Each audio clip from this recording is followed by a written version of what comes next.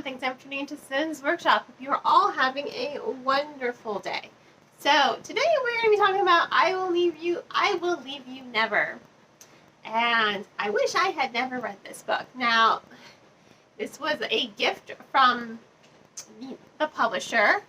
Thanks for sending me this book. I really did think I was going to be interested in it. You know, it takes place in the, I believe,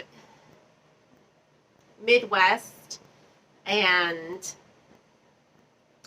there's an arsonist on the loose setting fires all throughout, the forest. He's creating forest fires. And the story focuses on Zoe. So she lives near the woods. So she's like super paranoid and super scared that her house and her family are going to get caught in a blaze of fire. While this is going on, her husband gets diagnosed with testicular cancer. And on top of that, she's also having these weird dreams of a little boy who lives in the cabin in the woods. As quickly as the story begins, the arsonist plotline is kind of just dropped and made into something that's just casually mentioned throughout the rest of the narrative. Zoe is the most unfeeling character ever. I hated her so much. I really do think she might be a sociopath. First of all, the whole dream aspect of the story I thought was going to be somewhat interesting. It wasn't. It ended up being nothing. In fact, her friend at one point asked her, "Are you still having dreams of that little boy?" She's like, "No, not really. Not anymore."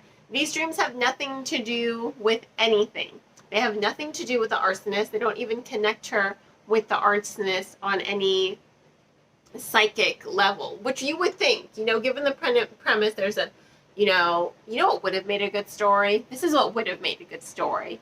Zoe is having dreams of this little boy while there's an arsonist going on. And while she has to contend with her husband's cancer diagnosis, she's also trying to solve who the arsonist is. Yeah, that would have been a much more interesting story.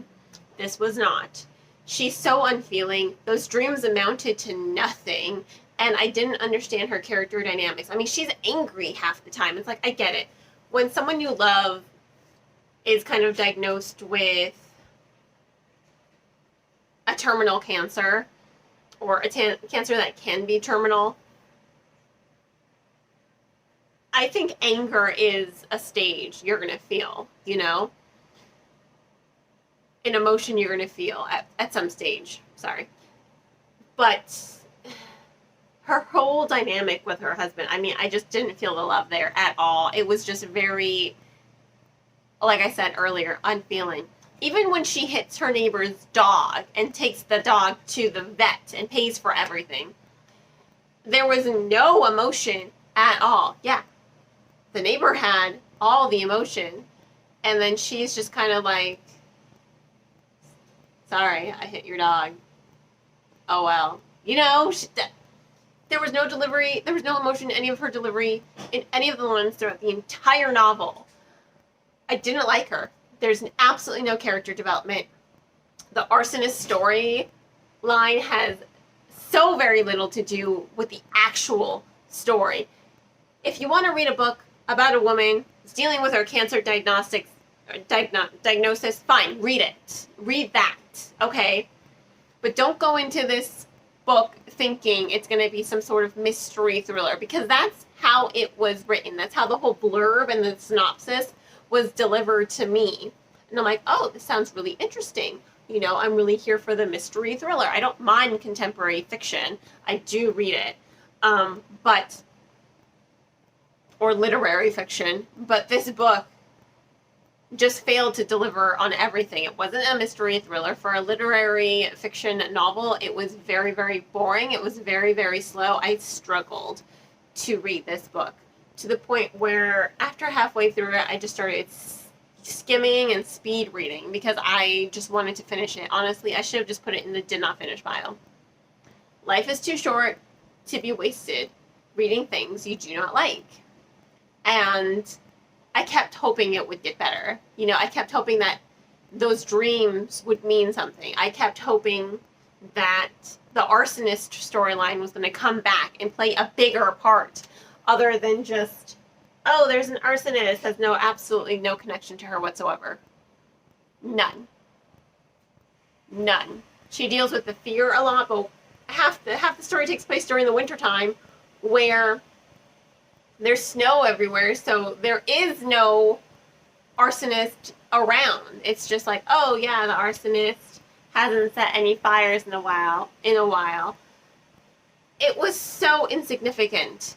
There are so many things about this book that made it, you can tell, you can hear it in my voice. I'm angry that I read this book because it was a complete waste of my time. Zoe was just a terrible character. Her dynamic with her friends was, I didn't even understand it half the time. I was just like, so your friend kisses your husband and you're kind of okay with that. You're not going to have like any sort of emotional reaction to that at all. Because she doesn't. She's just like, oh, okay. Like, be angry, be something, you know, feel something, open up a narrative. Nothing. This book gets 1 star. It just gets 1 star. It was a complete waste of my time. And I really hated Zoe. I really hated her. She was just the most unfeeling character in the world. You have absolutely no sympathy for her. You can't even empathize with her because of how she's written. Honestly, I think she's a sociopath because she's so unfeeling. But she's not even charismatic. I hated this novel. It was a waste of my time. It gets 1 star. But you know, that's just me. If you want to check out the book, I will, of course, include links in the description below on where you could possibly purchase the book if you so desire. Although, I can't believe I'm saying this, I wouldn't recommend it. Sorry. Not sorry. But, you know, my opinion is my own. You may have a different opinion. In any case, thank you all for tuning in to Sin's Workshop. Please don't forget to like this video, subscribe to the channel, and share it with all your book-loving friends. You can also become a supporter on Buy Me Coffee, Ko-fi, Patreon, by purchasing one of my handmade candles, or by following any of my social media platforms. I hope you all have a wonderful rest of your day, and as always, happy reading.